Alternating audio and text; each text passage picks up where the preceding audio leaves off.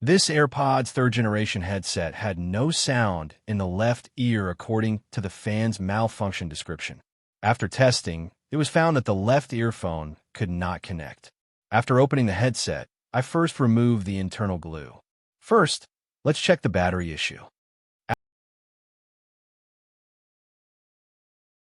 After testing, it was confirmed that the battery had a problem. This fan hasn't been used for a while, and the battery has reached an aging stage as well. Alright, after installing the new battery, let's connect it for testing.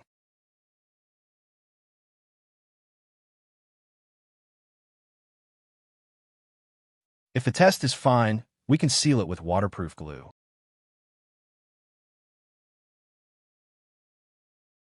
If your headset has issues like not turning on, water damage, or no sound, it can be repaired.